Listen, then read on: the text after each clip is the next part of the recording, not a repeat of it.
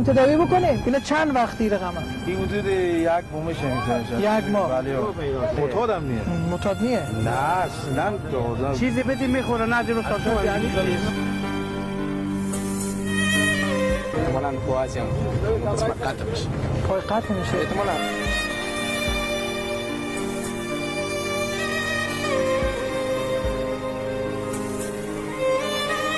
سر نارک دیر میشد بوس آوردم با بوس رگاه سر نفاق کردم بعد نوای می تشریخله استاد هیچ دست نمیرم. یک مشکل دیگری که این نازنین ما دارن گپ زده هم نمیتونم متاسفانه، ولی نگاه کنین چقدر اینا زیبا و نورانی شدن.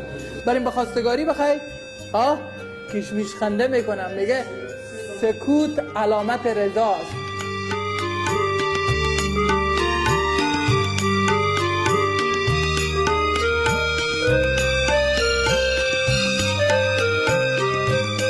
مشنایی؟ برتونم بیارم؟ چشم. هیچ کس هم در این شهر ندارم. سرا دل در برانست خدا جان. در گوشه این شهر انسانی افتیده. وقتی که آمدن آقای مجددی به دفتر قصه ای از این مریضه کردن، این صادقانه برای شما بگم با ایمان و وجدان کرد.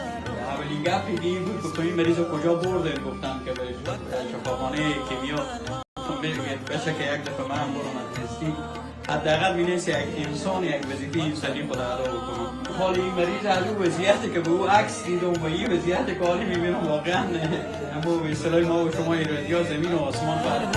مادران نیست خدا جان، برادر نه پدر نه مادران نیست خدا جان.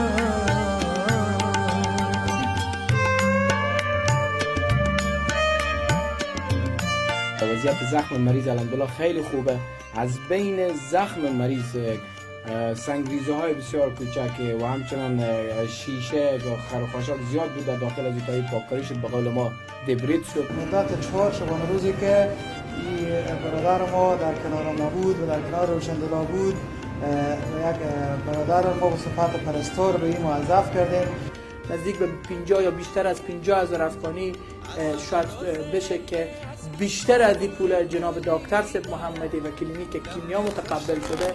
به یک قسمتی هم حسین جان اگه اشتباه نکرده باشم مبلغ 15,000 افغانی کمک کردن به برنامه زیارت دل. ما هم بتونیم برای از کار خیلی که تا با همکاری ما و شما که از این حالت بیرون شه و خود بشناسه و باید اقارب از این پیدا شد. وطنداران